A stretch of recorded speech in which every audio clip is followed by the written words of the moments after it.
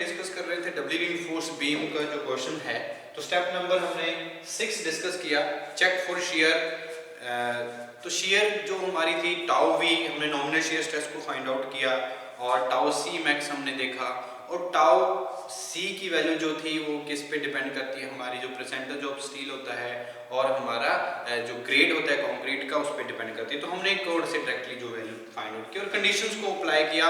जो हमारी tau we की वैल्यू थी वो लेस देन आ रही थी टाउ सी से, टाउ सी मैक्स से, और टाउ सी की वैल्यू जो है वो लेस देन थी टाउ सी मैक्स से। तो टाउ वी था ग्रेटर देन टाउ सी से, यानी कि नॉमिनल शियर स्ट्रेस था वो हमारी जो शियर स्ट्रेस इन कंक्रीट है उससे ज़्यादा था। ठीक है, तो इसलिए रिइंफोर्समेंट करने की जरूरत पड़ी हमें। ठीक है जी, शियर रिइंफोर्समेंट करनी, तो शियर रिइंफोर्समेंट करने की जरूरत पड़ी तो हमने निकालना पड़ गया डिजाइन शियर स्ट्रेस। तो डिजाइन शियर स्ट्रेस हमने कैलकुलेट किया था, नॉमिनल शियर स्ट्रेस से माइनस कर दिया हमने जो शियर स्ट्रेस इन कंक्रीट था, तो उसमें से हमने हमारी वैल्यू जो आई nominal shear stress tau US की 0.20 न्यूटन पर एमएम स्क्वायर। अब यहाँ पे बात ये आती है, जो हमारा डिजाइन शियर स्ट्रेस हमने देखा भी, इतनी शियर स्ट्रेस हमारी डिजाइन शियर स्ट्रेस है, तो यहाँ पे शियर फोर्स जो हमारी है शियर इन्फोर्समेंट के लिए कितनी रहेगी, वो बात यहाँ पे हम देखते हैं। Shear force for shear enforcement,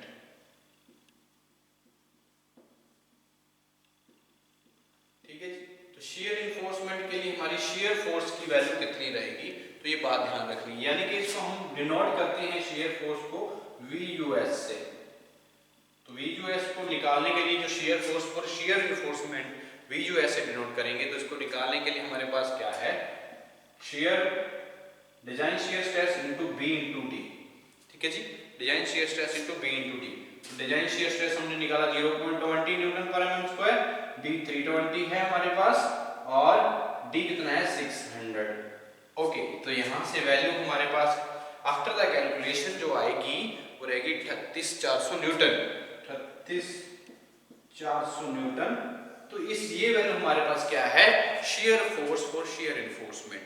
तो शियर इन्फोर्समेंट के लिए इतनी वैल्यू हमें चाहिए। तो यहाँ पे बात आती है हम जो स्ट्रिप्स यूज करेंगे, क्योंकि यहाँ पे हमने स्ट्रिप्स तो यूज करनी होती, चाहे हमारे पास टाउ वी की वैल्यू लेस देन टाउ सी हो, तो in the form of strips हमने मिनिमम रिइंफोर्समेंट करनी पड़ती है। तो यहाँ पे हम क्या कर लेते हैं, मिनिमम रिइंफोर्समेंट प्रोवाइड कर लेते हैं, यूज कर लेते हैं। यहाँ पे यूजिंग 8 mm डाया की अगर हम जो रिइंफोर्समेंट है स्ट्रिप्स के लिए, वो हम 2 लेग स्ट्रिप्स यूज कर लेते हैं यहाँ। ठीक है जी, 8 mm स्ट्रिप्स यूज करते हैं। ओके, ये था हमारा डिजाइन स्ट्रेस और shear force for shear enforcement. Okay, तो अब हम जो नेक्स्ट हमारा है यूजिंग 8 mm, ठीक है जी, 8 mm की यूज करेंगे डाया की, 8 mm dia 2 leg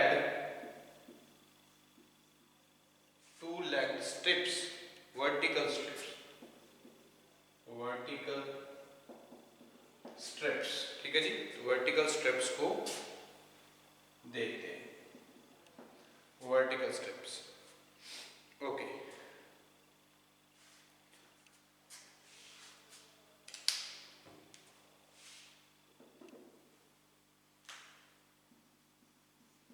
vertical strips तो हमने मान लिया प्रोवाइड किए 8 mm की, जो हमने यहाँ पे जो वर्टिकल स्ट्रिप्स प्रोवाइड कर रहे हैं वो कितने की है, 2 लेग स्ट्रिप्स जो है वो हम प्रोवाइड कर रहे हैं वर्टिकल स्ट्रिप्स को 8 mm डाया की।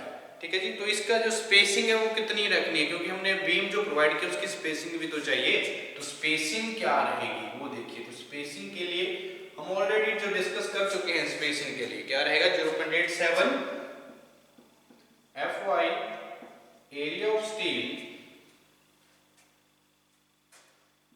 into depth of beam divided by shear force for shear reinforcement। ठीक है जी, तो ये हम यूज करने वाले हैं यहाँ पे वर्टिकल स्ट्रिप्स की स्पेसिंग के लिए। तो यहाँ पे हमारे पास वैल्यू सारी की सारी हमने कैलकुलेट कर रखी है ऑलरेडी। तो यहाँ पे ASB है, क्या है, एरिया ऑफ वर्टिकल स्ट्रिप्स। तो वर्टिकल स्ट्रिप्स का एरिया अगर निकालें तो क्या है, pi by 4 into D square. D हम कितना यूज कर रहे हैं, 8 mm का, 8 का स्क्वायर कर देते हैं भाई। तो यहाँ से वैल्यू हमारे पास किसकी आएगी, area of strip vertical strips का आ गया हमारे पास। कितनी नंबर ऑफ 2 लेग स्ट्रिप्स हैं हमारे पास, 2 लेग स्ट्रिप्स है, तो यहाँ पे इंटू 2 कर देंगे भाई पूरे एरियाज को। तो 100.53 mm स्क्वायर हमारे पास वर्टिकल्स की आ गई। तो वैल्यूज को पुट करेंगे तो Fy की जो वैल्यू है वो कितनी है हमारे पास, characteristic strength of reinforcement 415 newton पर mm स्क्वायर। ASB अभी निकाला हमने 100.53 mm स्क्वायर। D कितना है हमारे पास 600 mm। और अभी हमने shear force for shear reinforcement calculate किया, वो आया था हमारे पास 38400 न्यूटन। तो वैल्यू आफ्टर द कैलकुलेशन जो स्पेसिंग आएगी वो कितनी है 567 mm। यहाँ पे क्या है 567 mm। तो 567 mm तो हम नहीं प्रोवाइड कर सकते, तो इसके लगभग जो वैल्यू रहती हैं वो हम प्रोवाइड करते हैं। तो यहाँ पे हम 550 mm ले लेते हैं। तो 550 mm की जो स्पेसिंग है हम प्रोवाइड कर देते हैं भाई, ठीक है जी। तो यहाँ पे भी हमारे पास एक बात ध्यान रखनी होगी। तो स्पेसिंग जो हमने यहाँ पे प्रोवाइड की, minimum spacing as per minimum shear reinforcement, तो उसके लिए भी हमें देखना होगा। तो ये स्पेसिंग जो हमने प्रोवाइड की है, तो मिनिमम जो हमारी जो मैक्सिमम स्पेसिंग है वो कितनी हम रख सकते हैं वो भी देख सकते हैं। तो अगर मैक्सिमम स्पेसिंग, क्योंकि हमने यहाँ पे इसके अकॉर्डिंग अगर स्पेसिंग निकाल रहे हैं तो हमारे पास 550 mm की स्पेसिंग आ रही है, तो मैक्सिमम हम कितनी प्रोवाइड कर सकते हैं वो भी देखना होगा। अगर मैक्सिमम से ये ज्यादा हुई तो हम फिर नहीं करेंगे, ठीक है जी। तो जितनी मैक्सिमम क्योंकि फिर उतनी ही करेंगे, ठीक है, वो हम अब यहाँ पे देख लेते हैं, ठीक है। यहाँ से अगर हम डायरेक्टली कैलकुलेट कर रहे हैं तो हमारे पास 550 mm की जो स्पेसिंग है वो आ रही है, ठीक है जी, इसके अकॉर्डिंग। तो अगर हम यहाँ पे मैक्सिमम चेक कर लें तो मैक्सिमम कितनी प्रोवाइड कर सकते हैं डबल रिइंफोर्स बीम में, वो भी तो चेक करना पड़ेगा। देखिए maximum spacing, maximum spacing, maximum spacing as per minimum, as per minimum shear reinforcement is, shear reinforcement is, तो as per minimum shear reinforcement का मतलब क्या है वर्टिकल स्ट्रिप्स, ठीक है जी। तो कितनी मैक्सिमम हम जो स्पेसिंग है वो प्रोवाइड कर सकते हैं जब हम स्ट्रिप्स प्रोवाइड कर रहे हैं, तो कितनी कर सकते हैं। हमारे पास 550 तो आ गई है, अगर हम करना चाहें तो वो देखते हैं मैक्सिमम कितनी कर सकते हैं, वो तो अभी रूल देखेगा ना कितनी करेंगे, ओके। तो हमारे पास कितनी है SV, यानी कि स्पेसिंग हम प्रोवाइड मैक्सिमम कितनी 0.87 ASV area of strips into FY divided by VUS। Sorry यहाँ पे हमारा क्या है, ये हमारी क्या है 0.4 इंटू बी। तो ये हमारे पास रिलेशन है जब हम मैक्सिमम स्पेसिंग को चेक करना चाह रहे हैं कितनी होनी चाहिए। तो मैक्सिमम स्पेसिंग देख लीजिए कितनी है 0.87 इंटू ASV की वैल्यू अभी हमने फाइंड आउट की 100 into 53 into 415 divided by 0.4 into B की वैल्यू 320। ओके, तो मैक्सिमम स्पेसिंग जो आ रही है वो कितनी होनी चाहिए, यहाँ पे 284 वैल्यू आ रही है 284 mm। तो लगभग इसके आगे 284 को अगर लगभग लिखे तो हमारी 280 mm। तो ये वैल्यू लगभग हम प्रोवाइड कर सकते हैं। तो यहाँ से ये हम ध्यान दें तो मैक्सिमम जो हम स्पेसिंग प्रोवाइड कर सकते हैं तो इतनी कर सकते हैं। तो हमारे पास आई थी कितनी है 550, तो ना हम 550 स्पेसिंग स्ट्रिप्स की नहीं करेंगे, हम 280 ही करेंगे। तो इसकी कंडीशंस भी हैं कितनी होनी चाहिए वो भी देख लेते हैं, ठीक है जी। तो ये कंडीशंस हैं हमारे पास, जो हमारे पास स्पेसिंग आई है 280 mm जो स्पेसिंग प्रोवाइड कर सकते हो। कंडीशंस भी देख लो, तो कंडीशंस क्या रहेंगी जब हम मैक्सिमम स्पेसिंग की बात करते हैं। Maximum spacing is also given by list of the following, यानी कि पहली कंडीशन क्या है 0.75 इंटू डी, और दूसरी कंडीशन क्या है 300 mm। इन दोनों में से क्या होगा लिस्ट ऑफ द फॉलोइंग, हम क्या करेंगे, इनमें से जो कम वाली वैल्यू होगी वो हम यहाँ पे मैक्सिमम स्पेसिंग को मानते हैं, ठीक है। या तो हम इससे पहले जो हमने रूल देखा उसके अकॉर्डिंग चलें, जहां हम इनको क्या है which ever is less, which ever is less, तो हमारी क्या होगी वो मैक्सिमम स्पेसिंग होगी। अगर यहाँ पे हमारी कंडीशन है, इस कंडीशन को अगर देखें 0.75 इंटू डी कितना है 600, तो हमारे पास वैल्यू कितनी आ गई 450 आ गई है। तो यहाँ से हमारी वैल्यू जो आ गई है कितनी है 450 mm, ठीक है जी। तो ये तो नहीं हो सकती, दूसरी क्या है 300, दूसरी क्या है 300 mm। तो इनमें से तो 300 मैक्सिमम होनी चाहिए, मैक्सिमम 300 होनी चाहिए, तो हम 280 mm ही लेंगे यहाँ पे, ठीक है जी। तो यानी यहाँ पे क्या मतलब हुआ, प्रोवाइड क्या प्रोवाइड करेंगे, provide 8 mm dia, 2 legged strips,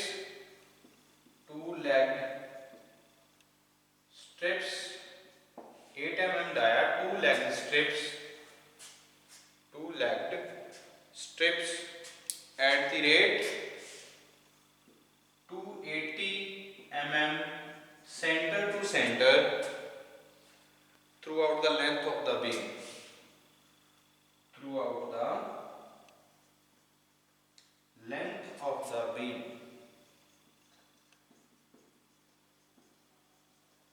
ठीक है जी। थ्रू आउट द बीम जो हमारे है 280, यहाँ पे क्या करेंगे 280 स्पेसिंग का हम प्रोवाइड कर देते हैं बीम को, ठीक है जी, जो स्पेसिंग होनी वर्टिकल स्ट्रिप। तो इस तरह से हम क्या करेंगे वर्टिकल स्ट्रिप्स भी प्रोवाइड कर सकते हैं, ठीक है। इन चीजों पर चेक लगा सकते हैं और शियर के लिए भी चेक लगाते हैं। नेक्स्ट जो हमारा स्टेप है उसकी ओर बढ़ते हैं, चेक फॉर डेवलपमेंट लेंथ। तो डेवलपमेंट लेंथ के लिए भी हम इस बीम को जो डिजाइन कर रहे हैं इसको चेक करते हैं। तो डेवलपमेंट लेंथ के लिए क्या रूल है वो देखते हैं। हमने ऑलरेडी जब डिजाइन प्रोसीजर पढ़ रहे थे उस टाइम हमने देखा था क्या हमारा जो डेवलपमेंट लेंथ रहती है किस तरह से हम फाइंड आउट करते हैं। तो step number 7, check for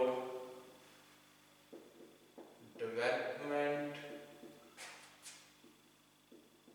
length, ठीक है जी। तो डेवलपमेंट लेंथ को देख लेते हैं भाई क्या रहेगी, चेक फॉर डेवलपमेंट लेंथ। तो डेवलपमेंट लेंथ के लिए क्या है एलडी क्या होना चाहिए, less than equal to 1.4 m1 divided by relation क्या रहना चाहिए हमारा एलडी का, V shear force plus L naught. तो ये रिलेशन हमारा क्या है सेटिस्फाई करना चाहिए, तभी हमारी जो डेवलपमेंट लेंथ के लिए है वो हमारा जो बीम है बिल्कुल सही रहता है। ओके, तो ये हम डिस्कस कर लेते हैं। तो सबसे पहले हम बात करते हैं एलडी की। तो एलडी हमारे पास कितना है, एलडी को निकालने के लिए जो हमारे पास फॉर्मूला रहेगा 0.87 Fy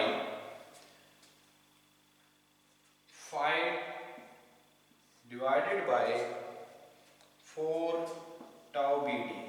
तो टाउ BD की वैल्यू हम डायरेक्ट फाइंड आउट कर सकते हैं, वैसे जो हमारी जो वैल्यू दी होती है, ठीक है जी, टेबल में। तो फॉर M20 ग्रेड के लिए वैसे M20 ग्रेड के लिए जो टाउ BD की वैल्यू है M20 ग्रेड के लिए तो कितनी रहेगी टाउ BD इक्वल टू, अगर हम देखें 1.6 इंटू 1.2, ठीक है जी, 1.6 इंटू 1.2 हमारे पास वैल्यू ये कोड में गिवन रहती है हमारी कई वैल्यूज 1.92 आ जाएगी, 1.92 न्यूटन पर mm स्क्वायर। तो ये वैल्यू किसकी रहेगी टाउ BD की, टेबल में देखना पड़ेगा हमें ये Fe, क्योंकि ये दोनों जो हमारा Fe 415 है स्टील है और M20 है उस पर डिपेंड करती है टाउ BD की वैल्यू, वहां से डायरेक्ट हमें वैल्यू मिल जाती है टेबल से, ठीक है। तो यहाँ से वैल्यूज हम पुट कर सकते हैं सारी की सारी। Fy 415 है, फाई हमारे पास जो वैल्यू रहती है कितना डाया हम यूज कर रहे हैं 12 का 25, ओके, और 4 इंटू टाउ BD की वैल्यू जो भी मैंने बताई आपको 192 न्यूटन पर स्क्वायर। तो यहाँ से भी हमारी जो वैल्यू है कितनी आ जाती है 1175 1175 mm LD की वैल्यू आती है। ठीक है जी, तो LD की वैल्यू आती है as per code at the point of simple support the tension bar must extend beyond the face of the support by distance not less than LD/3। तो LD/3 से हमारे जो सपोर्ट पे हमारे जो बार यूज करते हैं टेंशन बार्स वो एक्सटेंड नहीं करने चाहिए, ये बात भी हमने ध्यान रखनी है LD/3 से। ओके, तो हमारी जो वैल्यूज हैं मोमेंट ऑफ रेजिस्टेंस अगर हम प्रोवाइड करना चाहते हैं, क्योंकि LD की वैल्यू है तो हमारे पास इस रिलेशन को सेटिस्फाई करने के लिए मोमेंट ऑफ रेजिस्टेंस चाहिए M1।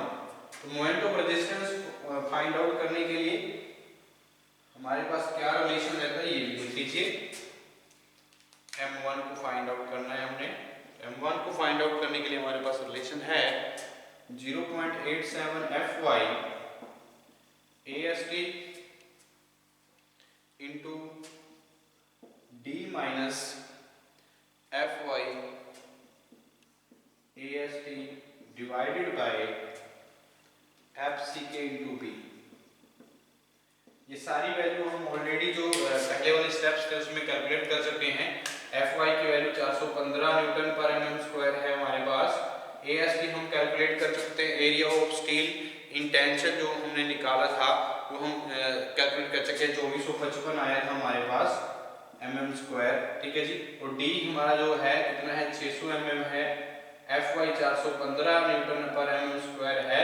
ठीक है जी, और AST हमारे पास 2455 है और FC के हमारे पास 20 न्यूटन पर mm स्क्वायर है और B की वैल्यू 320 है mm। ठीक है जी, तो ये वैल्यू सारी हम क्या कर सकते हैं, पुट कर सकते हैं डायरेक्ट। तो इसकी वैल्यूज भी हम मोमेंट ऑफ रेजिस्टेंस की जो वैल्यू है वो हम इस निकाल सकते हैं।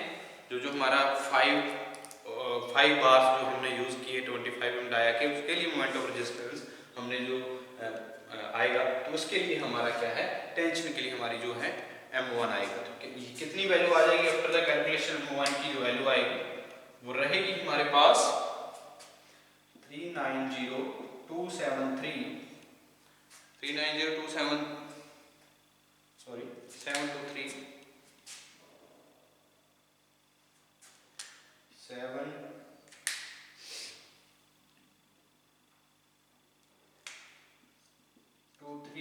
into 10 raised to power 3 Newton millimetre, ये वैल्यू हमारी आफ्टर द कैलकुलेशन आ जाएगी M1। ठीक है जी, तो फैक्टर्ड शियर फोर्स की बात करते हैं V की। तो V कैसे कैलकुलेट करें, तो फैक्टर्ड शियर फोर्स, तो शियर फोर्स कैलकुलेट करने के लिए हमारे पास क्या है, जो हमारी W जो हमने फैक्टर्ड शियर डिजाइन लोड निकाला WU L/2, V की वैल्यू है WU L/2 करेंगे तो हमारे पास V की वैल्यू आ जाएगी। तो WU की वैल्यू कितनी थी हमारे पास 52300 इंटू L कितना है 8 मीटर। तो यहां से हम फैक्टर्ड शियर फोर्स भी कैलकुलेट कर लेते हैं। तो फैक्टर्ड शियर फोर्स हमारे पास कितना आ रहा है यहाँ पे 20,209 200 न्यूटन। ये ऑलरेडी हम डिस्कस कर चुके हैं, ऑलरेडी हम ये फाइंड आउट भी कर चुके हैं फैक्टर्ड शियर फोर्स। तो ये रिलेशन अब हम यहाँ पे सेटिस्फाई करने वाले हैं। ये हमने M1 की वैल्यू निकाली, V की निकाली। ठीक है जी, तो यहां से हम इसको वैल्यूज को पुट करेंगे इस रिलेशन में, तो हमारे पास जो वैल्यूज आएंगी वो हमारी क्या होंगी, अगर सही हुई तो ये हमारा जो डेवलपमेंट लेंथ है ये हमारा सही रहेगा। तो M1 की V की वैल्यू हमारे पास आ गई है, शियर फोर्स की वैल्यू आ गई है फैक्टर्ड शियर फोर्स की। ओके, तो अब हम बात करते हैं L नोट की। तो L नोट कैसे क्या होता है, L नोट हमारा अननोन रह गया यहाँ पे। तो L नोट की अगर हम निकालें तो L नोट क्या होता है, ये बात भी यहाँ पे ध्यान दीजिए। Length from centre of support, तो सेंटर ऑफ सपोर्ट से लेंथ कितनी है, ठीक है जी, अवेलेबल लेंथ, ये क्या होता है अवेलेबल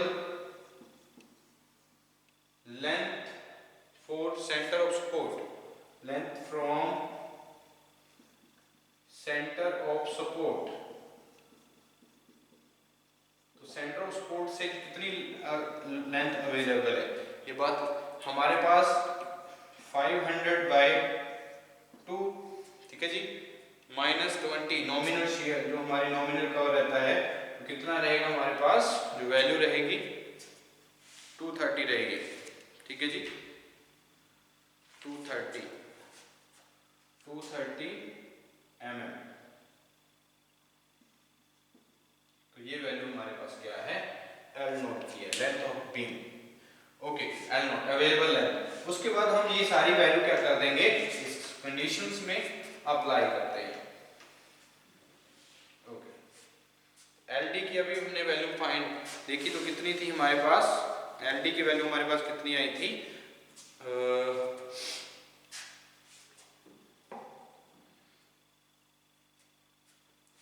तो यहां से LD की जो वैल्यू हमने फाइंड आउट की, वो हमने फाइंड आउट की थी 1175 mm, यानी कि ये लेस देन होनी चाहिए। जो हमारा पूरा ये रिलेशन है 1/4 × m1 कितना था हमारे पास 390723, ठीक है जी, into 10⁻³ divided by V। Shear force कितना आया था हमारे पास 209, ठीक है जी, तो ये वैल्यू आई थी। तो L नोट क्या है 230, हाँ 230, ये वैल्यू हमने ऑलरेडी फाइंड आउट कर ली है। ओके, यहां से हमारे पास कितना आ रहा है, कैलकुलेट करके 2658 आ रहा है। ये वैल्यू सारी हमारी कितनी आ रही है 2658। 1175 हमारी क्या है LD था, ठीक है जी, और ये वाली जो वैल्यू आ रही है कितनी आ रही है हमारे पास 2658 mm। तो यानी कि ये ज्यादा है LD से।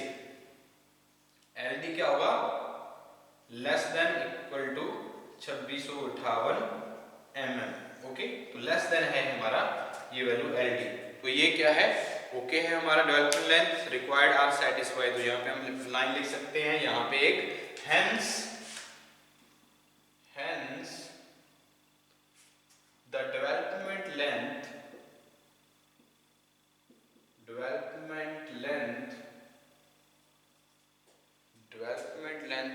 requirements are satisfied। ठीक है जी, तो सेटिस्फाइड है हमारी जो डेवलपमेंट लेंथ रिक्वायरमेंट्स हैं। ठीक है जी, तो ये हमारा क्या है क्वेश्चन जो हमने देखा। ठीक है जी, तो ये हमारा बीम है, हम ड्रॉ जो किया है हमने यहाँ पे 320 mm के, ये हमने क्या किए हैं 5 नंबर ऑफ बार्स प्रोवाइड किए हैं, 25 mm डाया बार्स। ठीक है जी, 5 नंबर ऑफ बार्स यूज किए हैं, और इधर हमने क्या किया है 2 बार यूज किए हैं जिनका डाया क्या है 20 mm, और स्ट्रिप्स जो प्रोवाइड किए हैं हमने 8 mm की स्ट्रिप्स प्रोवाइड किए हैं, 2 लेग स्ट्रिप्स हैं, 2 लेग्ड स्ट्रिप्स। ठीक है जी, तो ये बात ध्यान रखनी है हमने। तो ये हमारी क्या है समरी है, और हमारा जो एरिया हमने देखा, और क्लियर कवर हमारा जो स्ट्रिप्स का रहता है 20 mm रहता है, ये बात ध्यान रखनी है हमने। ओके, तो ये सारा का सारा हमने क्वेश्चन को सॉल्व किया है। तो डबली रीइंफोर्स्ड बीम जो है हमारा यहाँ तक था, कंप्लीट होता है यहाँ से। तो नेक्स्ट लेक्चर में हम नेक्स्ट चैप्टर स्टार्ट करेंगे। ठीक है जी, टी बीम के बारे में सीखेंगे, आइसोलेटेड टी बीम क्या होते हैं, एल बीम क्या होते हैं, उसके बारे में जानेंगे।